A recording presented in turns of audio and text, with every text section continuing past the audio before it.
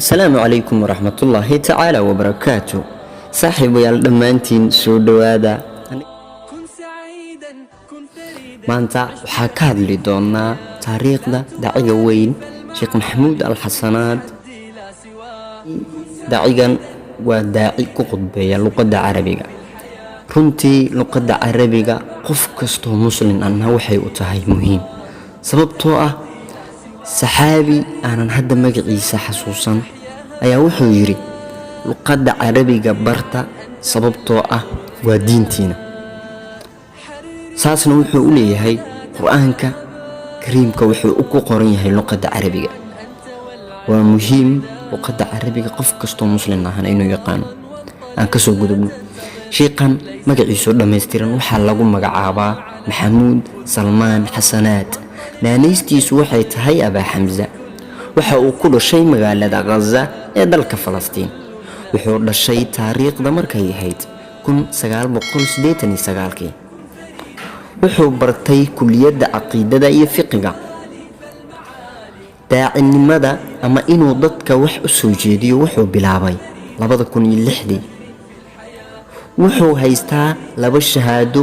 wuxuu ka haystaa sida dadka hortooda wax loogu soo jeediyo ama loogu hadlo, afka qalabna lagu yiraahdo public speaker. wuxuu qadiib ka yahay masjid ku yaala magaalada Gaza ee dalka Falastiin.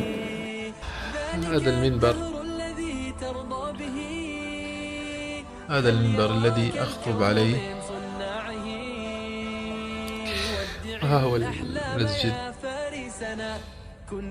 كما ترون بلا مصلين. فلا أدري ماذا أقول. عظم الله أجرنا وأجركم. كن سعيدا كن فريدا عش بفخر في الحياة، لا تبالي فالمعالي بالتحدي لا سواه. كن سعيدا. runtii sheekhan wuxuu qoray kitaabyo badan. kitaabyada uu qoray waxaa ugu caansan kitaab lagu magacaabo At-Taqaariib. waxa uu soo bandhigay 2014. baaritaan iyo xog ururin la sameeyay dadka muslimiinta dhammaan qalbiyadooda daacigay ugu gilgilitaanka badan mar walibana soo xasuusiya ilaahay subxaanahu wa ta'aala nimcooyinkiisa iyo maalinta yawmul aakhira. waxa uu ku guuleystay inuu noqdo daaciga muslimiinta dhammaan adduunka meel walba ay ka joogaan mid ka gilgila qulubtooda.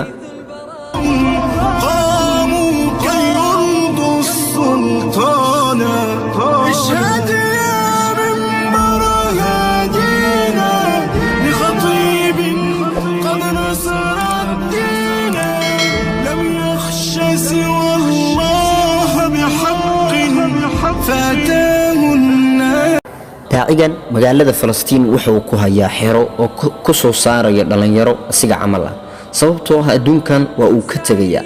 wuxuu rabaa inuu soo saaro dad si haya diinta islaamka. محمد الطاهر.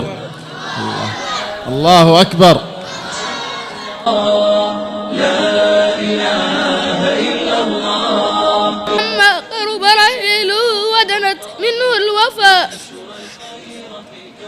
نزل عليه ملك الموت فقرأ أبه ونادى فقال من بالباب يا فاطمة؟ فقالت زائر يا أبتاه. فقال هل تعرفين؟ فقالت يا أبت لا والله.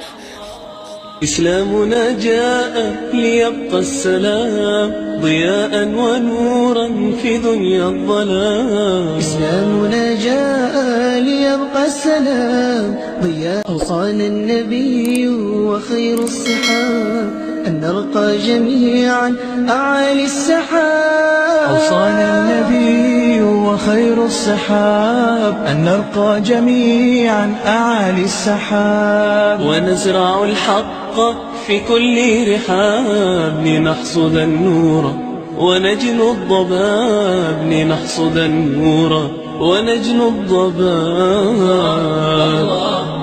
الله أكبر. الله الله الله أكبر. أماه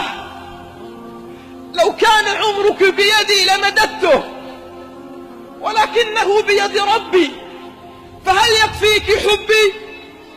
الأم هي الحب الثابت الذي لا يتغير، كل من حولك يتغير إلا أمك.